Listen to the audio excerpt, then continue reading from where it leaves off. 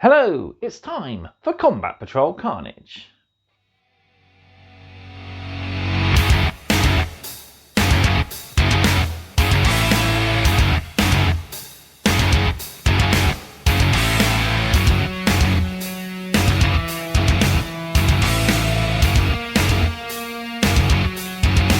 We're back with issue 17, and like I said last time, we have a lot of lore to go through, a whole 5 pages.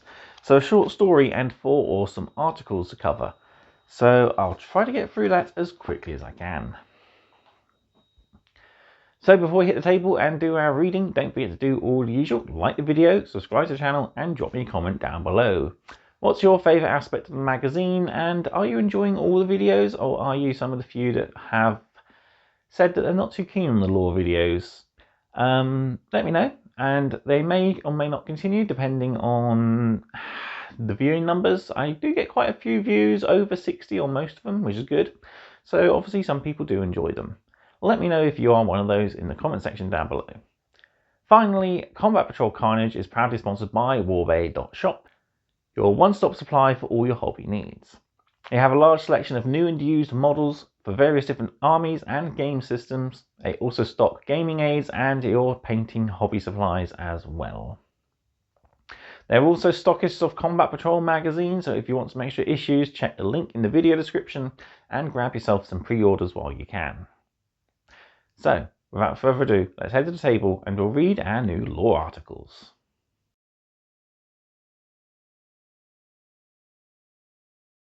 Here we are, back with issue 17 then, and we've got our still one known determinant here, building the rest off camera in my own time.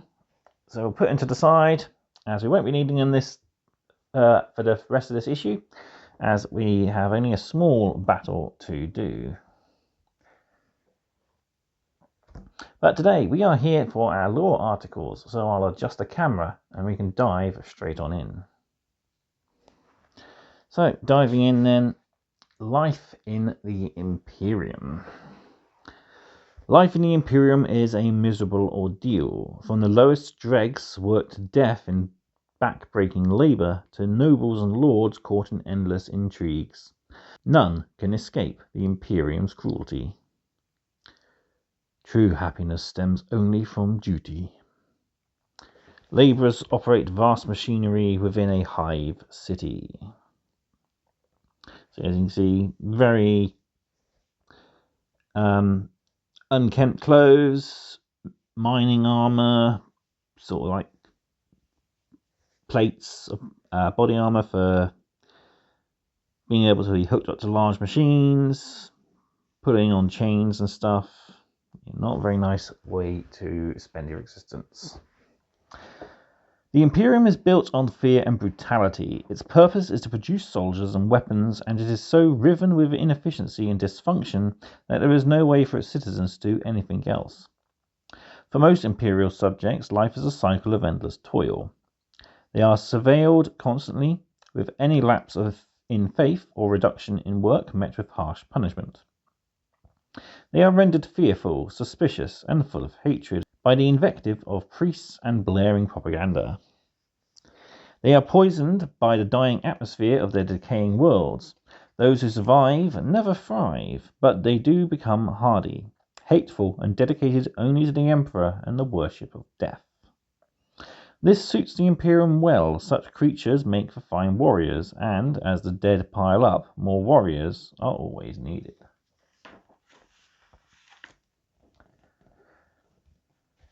The specifics of Imperial life vary from world to world, for the Imperium is structured in such a way that each planet has a degree of independence. It is up to each planetary governor to decide how to run their planet and how to best use their population. However, planetary governors must pay incredible high tithes set by the Imperium, and they are often greedy, power-hungry individuals. And so, in practice, most worlds are run in order to squeeze the most out of their workers. Faith and dogma are a crucial part of every Imperial citizen's life. For many, the hope of serving the Emperor is only comfort in their meaningless lives. The Imperial Creed demands each citizen recognize the Emperor as a god. Many different subcults dedicated to the Emperor exist, designed by the Munitorum to subvert local tradition and ensure each planet is slavishly dedicated to him on Terra. Any deviation from official dogma is ruthlessly snuffed out by the Inquisitors of the Ordo Hereticus. Despite constant repression, life in the Imperium is fraught with danger from within. Half-feral gang clans, with thousands of members, rule over life in many hive cities, while innumerable cults and sects dwell in the shadows, ever eager for new recruits or fresh sacrifices. Nearly all the citizens of the Imperium are low-level workers of some kind, employed in manual drudgery to farm food, raise cities, or to create the machinery, weapons, and vehicles the Imperium requires. The labyrinthine bureaucracy that runs the Imperium also requires countless scribes and adepts to record data and perform calculations. Neither leaves any time for leisure or learning. A worker is lucky if they receive enough sleep and eat enough to eat. They are ruled over by a tiny class of nobles hailing from ancient dynasties.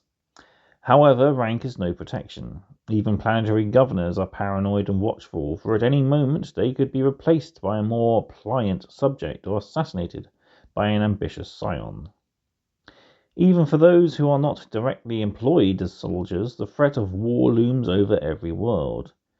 The opening of a warp rift or the questing of a Hivefleet's wayward tendril could turn any planet into a war zone in moments. Even this does not offer a respite from life in the Imperium. Those who survive are offered no glory, only the duty to rebuild their former lives from the ashes of victory. Huge numbers of humans are pressed into service in the Astra Militarum. Few survive this duty. Let your life and your labour be your gifts to the Emperor. There, see a lovely Cadian force there. Sergeant, banner, box operator there. Commissar in the background. And yeah, they are facing off against, I'm guessing, orcs. So yeah. Plenty of bodies piling up as more soldiers tread over the tops to fight. Not very nice. So, moving from life to death in the Imperium. Deep in a hive, a scavenger hunts down lost servo skulls for scraps. Death is not the end in the Imperium. Only when the very last use has been squeezed from a subject's remains does service end. The Imperium has a morbid and macabre culture. From the Space Marines to the lowliest workers are all obsessed with death and sacrifice. When a subject of the Imperium dies, their remains are put to use. The bones of soldiers may be cleaned and blessed, and placed in shrines deep within the Imperium's sanctums, or on the front lines in order to inspire a new generation of troops. Meanwhile, the corpses of exhausted workers are often recycled and processed into corpse starch, a grisly foodstuff used to feed the hungry, teeming masses of the hive worlds. Thus does the grim cycle of life and death in the Imperium continue. Servo skulls. Servo skulls are simple constructs used to aid warriors and administrators alike. They are fitted with a range of attachments from tool arms to guns. To have one's remains turned into a servo skull is a great honour reserved for particularly faithful servants such as the Space Marine chapter serfs. Yeah, not very nice end result there. With technology in decline and artificial intelligence forbidden by the Adeptus Mechanicus, biological components are vital for the operation of many machines in the Imperium. Missiles may be guided by the mummified corpses of once loyal warriors, the last vestiges of their consciousness guiding deadly projectiles to their targets. For criminals, dissenters, and heretics awaits the living death of becoming a servitor. Those who befall this fate are lobotomized and fitted with cybernetic limbs. They remain conscious but incapable of emotion and disobedience. They are capable of only simple manual tasks, and perform the very worst labours required by the Imperium. Meanwhile, the Imperium's most powerful inhabitants often achieve a kind of immortality, kept alive by rejuvenant treatments and cybernetic implants. Often the highest ranking individuals resemble the servitors that follow them more than their any conventional humans. A tech priest oversees the work of his servitor thralls. Any failure will not be tolerated. What fear of death have we who know there is immortality in great and noble deeds? So, yeah, to live in the Imperium is horrible, to die in the Imperium is just as bad. It's, not the best. If you're young and fruit energetic, try to go for the trials of becoming a Space Marine. It's probably the least horrible fate you could get. But yeah. Moving on. Speaking of Space Marines, then we have a page all about the first founding chapters. There are hundreds of Space Marine chapters, but all of them can trace their lineage to the original legions. From the Ultramarines to the Dark Angels, these first founding chapters are legendary. Warriors of the Dark Angels stride onto the battlefield, each exemplifying the pride of the first founding. The first founding chapters are the most famed and most ancient Space Marine forces in the galaxy. They can trace their lineage back to the very birth of the Imperium, and countless successive chapters are derived from their holy gene seed. The deeds of every first founding chapter are legendary across the Imperium. Each are exemplars in their own right, having saved the Imperium from certain destruction time and time again. All of the first founding chapters are masters of the swift and brutal warfare that has made the Space Marines so feared throughout the galaxy. But each has its own unique doctrine, elevating warfare into an art form. However, each first founding chapter must remain eternally vigilant. Just as each is a pillar of the Imperium, each is a priority target for the aliens, heretics, and traitors who seek to tear the Imperium down. Over the page we have some chapter badges of the first founding chapters, with the exception of the Space Wolves. They seem to have changed their heraldry to the Silver Templars. But here we go. So we have the Dark Angels. The mysterious Dark Angels are renowned for the unique formations fielded by their chapter, such as the Terminator Armored Deathwing. White Scars. The White Scars are masters of speed. They employ speeders, bikes, and grav tanks to encircle and ambush foes from every angle. Space Wolves. The Space Wolves are savage fighters who compete for glory and renown. They are as swift and merciful as the predators for which they are named. Imperial Fists. The Imperial Fists are masters of siege warfare. In defense, they are implacable. While in assault, no fortress can stand before them. Blood Angels. The Blood Angels descend on their enemies from above. While they may look noble, in battle, their violent bloodthirst is revealed. Iron Hands. The Iron Hands believe in the superiority of technology, which they demonstrate with crushing assaults using dreadnoughts and battle tanks. Ultramarines. The Ultramarines are scholars of war. To them, each foe is a chance to test the effectiveness of their masterful tactics. Salamanders. To some, the Salamanders are honourable warrior smiths, while to the Imperium's enemies, they are a scourging flame. Raven Guard. The Raven Guard are subtle killers. They use stealth and subterfuge to shatter the foe's resolve before battle even begins. So there we have it. Each of the first founding chapters and a little bit about how they go to war. So yeah. Moving on, we have kind of the same sort of thing. We have Hivefleet adaptations. So this is a look at the different types of Tyranid Hivefleets. The Tyranids are as varied as they are deadly. Each tendril of the Hivefleet boasts specialized adaptations. It seems as if the galaxy is naught but a vast proving ground for the Tyranids to test their might and create deadlier and deadlier war organisms. Leviathan. Hivefleet Leviathan is the most notorious of the Hivefleets. It has displayed countless adaptations in its battles against the Imperium. It has learned much about its prey, and it seeks to always exploit their weaknesses. One consistent feature of Hivefleet Leviathan's invasions is the strength of its synaptic network. Lesser Tyranid organisms have been observed fighting long after they should be dead, as if their ragged, bullet-holed corpses are mere puppets for the hands of synapse organisms. Even librarians struggle with the sheer psychic force projected by these synapse creatures. Behemoth. Hivefleet Behemoth is widely believed to be the first of the Hivefleets to arrive in the galaxy, and it has plagued the Imperium for many years. Hivefleet Behemoth's tactics are simple, brutal, and incredibly effective. Its forces are designed to bludgeon the enemy into submission through sheer weight of numbers. Wave after wave of clawing, swift-moving horrors exhaust the planet's defenses before Behemoth dispatches monstrous siege bioforms to finish them off. Even killing the forces of Behemoth is risky. Any slain war organisms collapse into thrashing death spasms. Hydra. Hivefleet Hydra's bioforms are capable of reproducing at terrifying speed. A small force from this Hivefleet, given a little biomass, can quickly self-replicate into a vast and overwhelming swarm. Very similar colour scheme to Hivefleet Behemoth with the red and black-blue sort of armour. Pretty cool. Kronos. Hivefleet Kronos appears to have been spawned to combat demons, psychers, and other unusual prey. The forces of this Hivefleet like to overwhelm the enemy at a distance with storm of bioplasma and living ammo.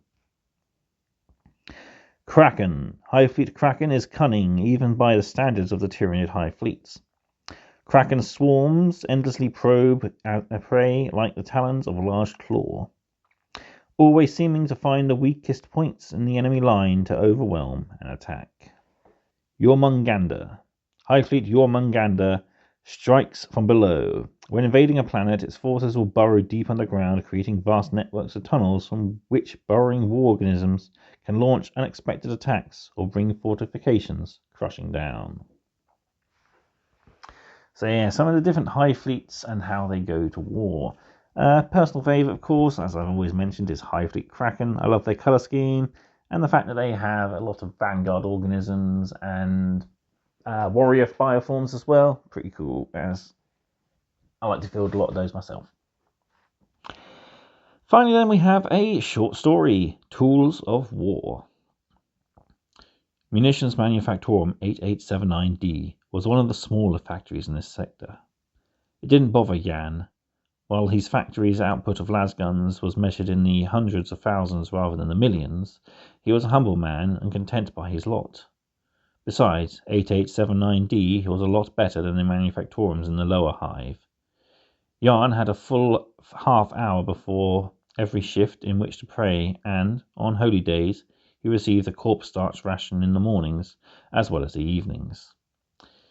Jan's role on the line was to perform the final checks of each lasgun.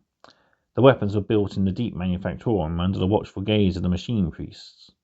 While Jan dared to let his mind wander, he thought of those vaulted halls and the workers that staffed that line. The criminals and malignerers and heretics, blessed by the Emperor's mercy with a new life as a servitor. The machine priests claimed it didn't hurt, but Jan had seen some of the wretched things when they pulled them off the line for maintenance, mumbling half-forgotten reminiscences of their sinful former lives. Jan prayed every day that such a fate would not befall him. He looked up to the good workers for guidance. The living in Munitions Manufactorum 8879D dwelled on the ground. Its exalted dead dwelled in the vaulted rafters above, over the huge vid-screens that provided edifying materials for the workers. Jan studied the skulls mounted in their sconces. There was Agnes, who had worked the dreaded quadruple shift, only falling down dead when her quota had been duly completed. Next to her was Overseer Taunus, who had led his entire crew in blessed labour, even as the manufactorum was aflame. Most blessed of all was Castilia, who, if the rumours were true, had a failure rate of 0%, spotting defective lasguns with perfect accuracy. Truly a sign of the Emperor's blessing. It was her that Jan thought of as he checked his latest allotment of weapons. With precision and speed, he performed the rites of awakening on each lasgun's machine spirit, loading a cell pack and muttering prayers to the lasgun's might and power, checking the sights were properly aligned. He tried to ignore the vid-screen that towered above him. He ordinarily loved the broadcasts. His favourite were about the Emperor's angels and their great deeds. However, they had been odd lately. The priests repeatedly insisted that there was nothing to worry about, and the planet was not being invaded, and that to suggest as such was sedition. They were insisting on it a lot now. It was hard to hear them. For the entire shift, something had been scratching around in the ceiling of the upper rafters. Still, Yarn persisted. It was only when a squirming, awful alien thing fell onto Yarn's workstation that he was forced to stop. It was utterly inhuman. It moved and looked wrong. The only familiarity it provided was in the coppery smell of blood. No, not its own, but that of its victims, caking its claws and jaws. Yarn had been told that Xenos were feeble creatures, easily slain by a faithful servant of the Imperium. Manufactorums of imperial worlds are the lifeblood of the endless war against the alien, mutant, and heretic. With faith and fury, he raised his fist and brought it down on the creature's skull as it scrabbled for purchase. It was like hammering steel. The beast barely reacted. It merely twitched, then lashed out a talon, barely missing Yarn's throat. He ran. He took the lasgun he had been working on with him. It was unloaded, but the weight of it was a comfort. Perhaps he could find a working cell pack deep in the manufactorum. He wove through the rows of workstations and his screaming colleagues, unable to help them from the beasts that were pouring from the ceiling above. He let pure instinct guide him. He had lived in the factory all his life, and he could run through it with his eyes closed. And yet, suddenly, there was a wall ahead of him, where he was certain no wall had been built. He blinked. It was not a wall. It felt wrong to call it a man. It was too big, too holy. He had seen the Emperor's angels countless times in vidcasts, but it was no preparation for the real thing. Even with countless beasts skittering behind him, Yarn was paralyzed with awe. Just as he was about to regain his composure, the Space Marine spoke. "Your weapon! Give it to me!" Yarn preferred the lasgun. It was tiny before the vast power-armoured figure. He could scarcely comprehend what such a warrior would need it for. He apologized. "My lord, I shame you. No ammunition." The Tyranids were closed now. The Space Marine turned over the lasgun in his huge hands and spoke again. "This will suffice." Before Yarn could react, the huge warrior had pushed him aside. The Space Marine ignored the skittering beast directly before it. It was focused on something in the distance. With a single movement, the warrior raised up the lasgun, drew his arm back, and threw the weapon.